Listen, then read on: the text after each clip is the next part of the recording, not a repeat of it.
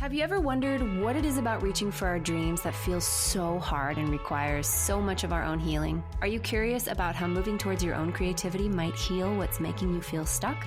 Well, that is why we made this show. I'll be having conversations with emotional health experts as well as artists, musicians, and creatives, all with the intention of resourcing and inspiring you to uncover your true creative self. I'm Courtney Lancaster, and this is the Heal Create Podcast.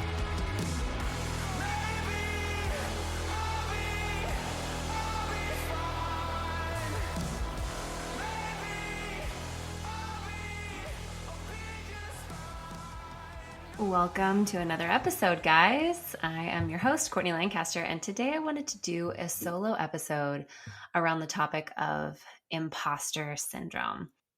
I think imposter syndrome, imposter phenomenon, feeling like a fake, whatever you want to call it, is at the root of so much of what holds so many of us back.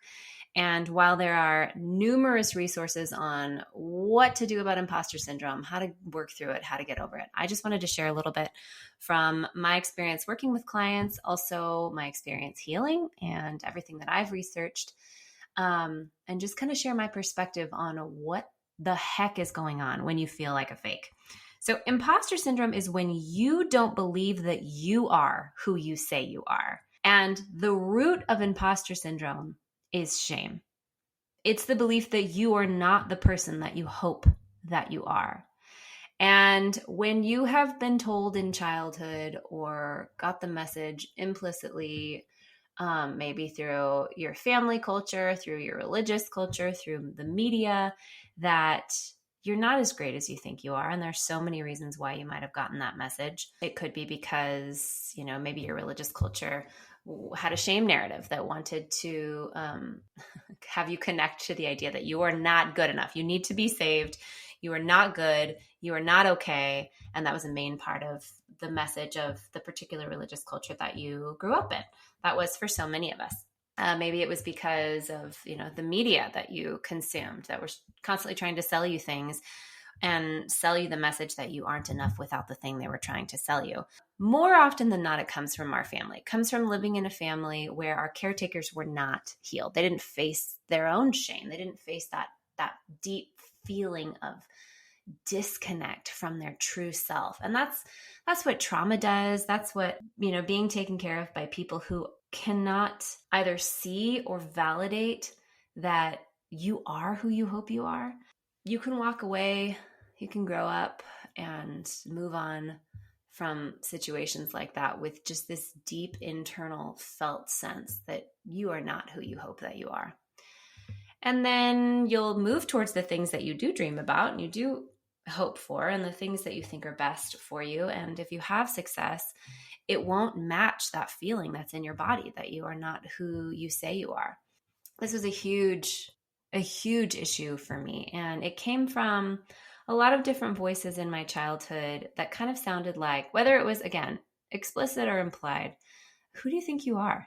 I mean, even hanging out with your siblings or getting bullied can really reinforce this, like, who do you think you are? What does that even mean? Who do you think you are? What it's actually saying is the person that you hope that you are is not real.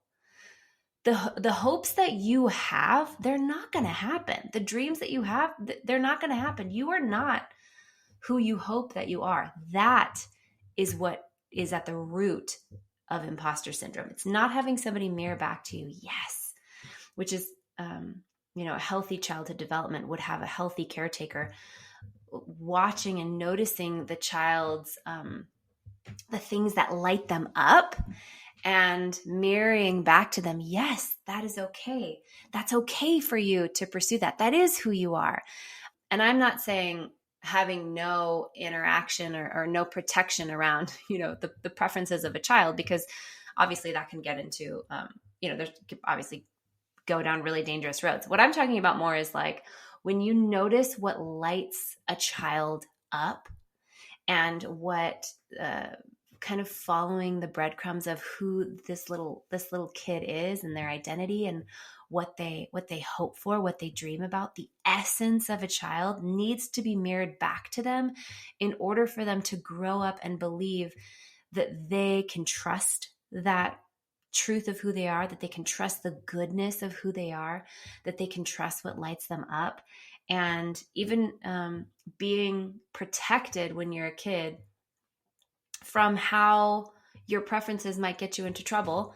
Maybe you like science and you're doing science experiments as a little kid. If your parent was never around to help you not burn the house down, then you might learn that your preferences are really dangerous, that you might learn that the things that you love to do actually could hurt other people. That's an extreme example, but my point is that you need a parent not only validating to you that the things that light you up are who you are and that you are safe to pursue them, but you also need a parent that keeps you from going too far in a direction, keeps you from getting carried away in an unhealthy way, keeps you boundaried when you're a child, keeps you safe from, possible dangers.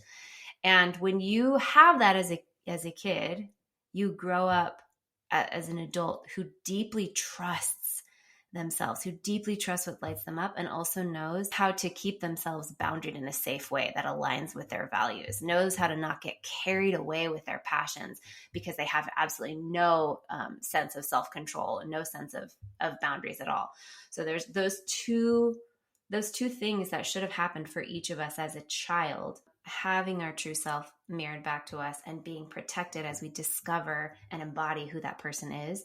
If those things are absent, we are going to grow up with such a disconnection from our true self and a fear that if we step into our true self, we're going to destroy our lives or destroy other people's lives, or we're going to feel this kind of unsafety in pursuing the things that we're excited about because we never knew how. So if you are struggling with imposter syndrome, I want to first just go back to the very first thing I said and have you think about this.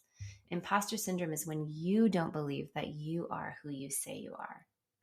And that comes from no one believing you or validating back to you that it was safe to be the person that you were, your true, authentic self.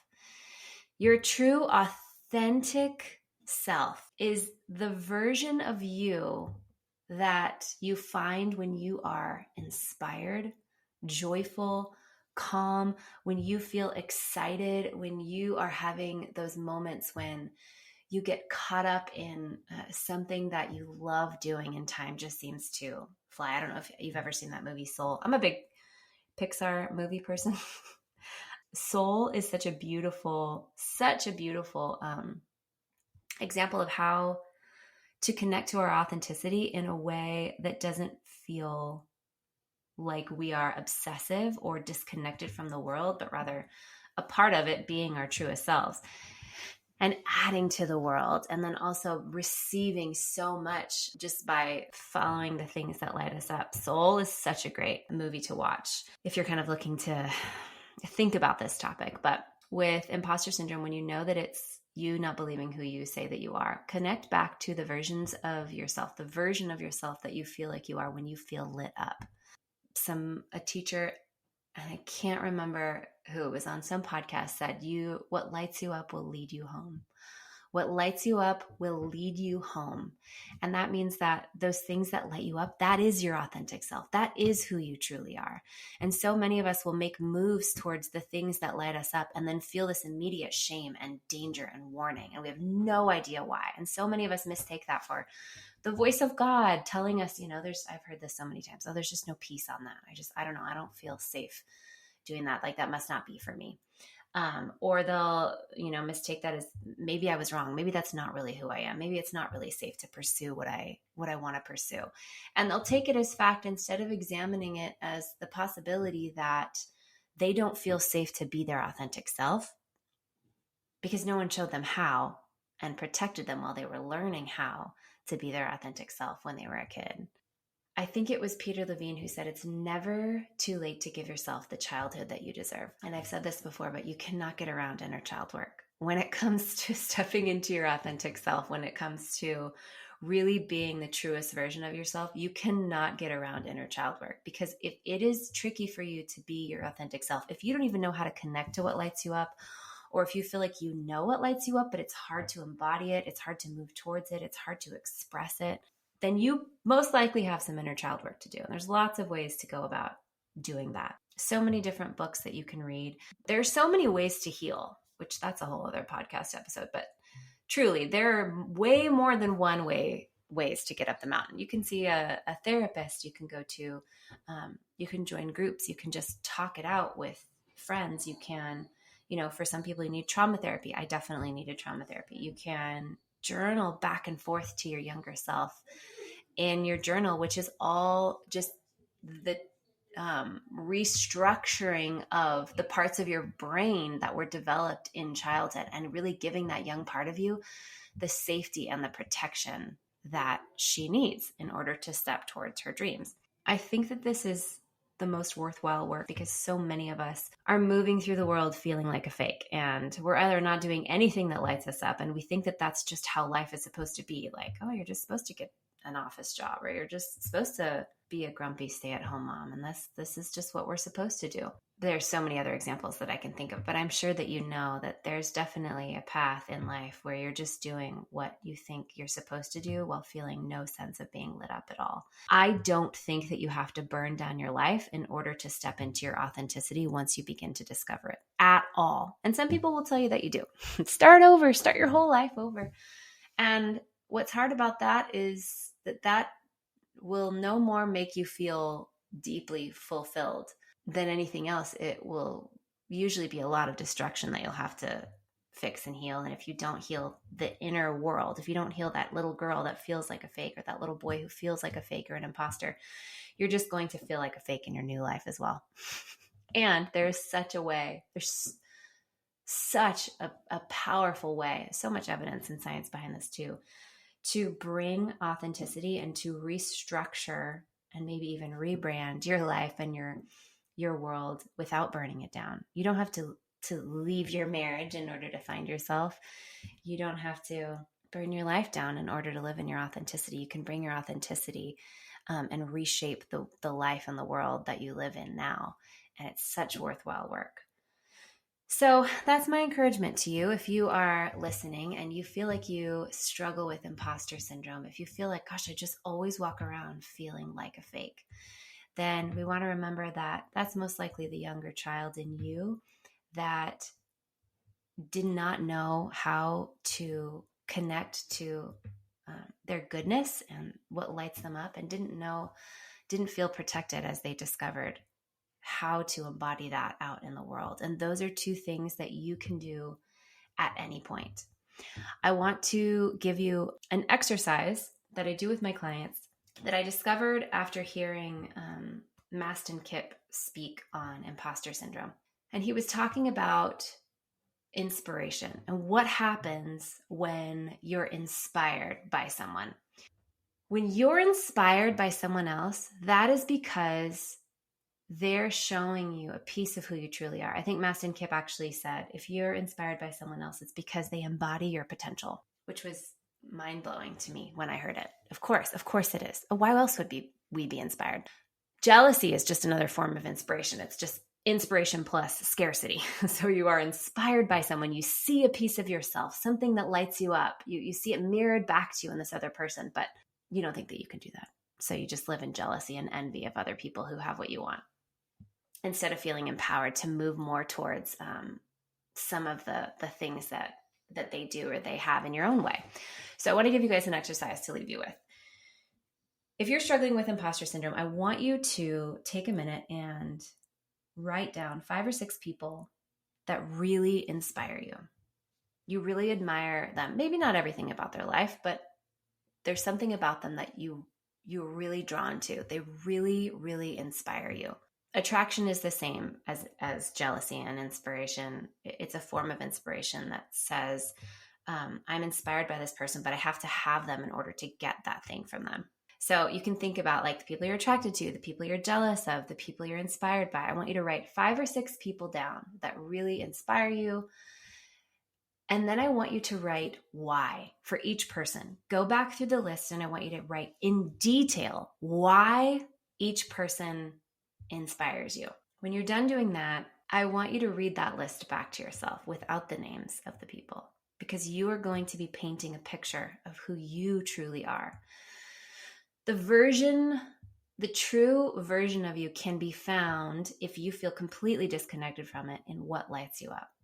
And of course, we're always growing and evolving, and so it might change and take shape. You'll always see a through line if you look back. And this exercise is really valuable because you can look at your list and read it back to yourself and see this person that you hope that you are, that you have hoped that you are inside. And that is who you are, my friend. That is who you are. When I do this exercise with clients, there's always this kind of familiarity that they have.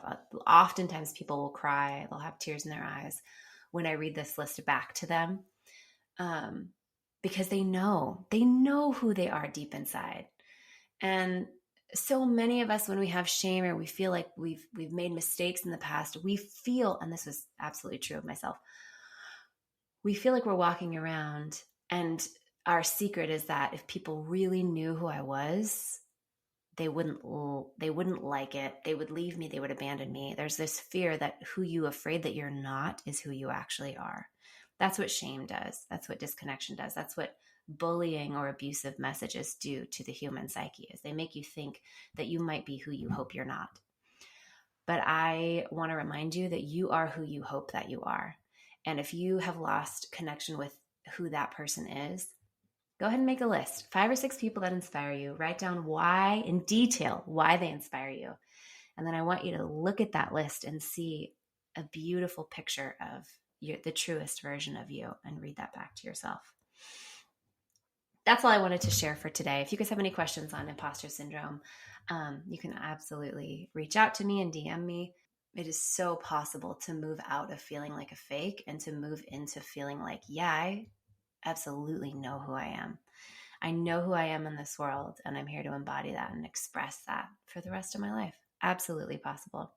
I hope that you guys have such a wonderful day, that you experience and connect to moments of true joy and true inspiration, even if they're tiny, tiny, tiny, and continue to move towards the things that light you up. Have a good day.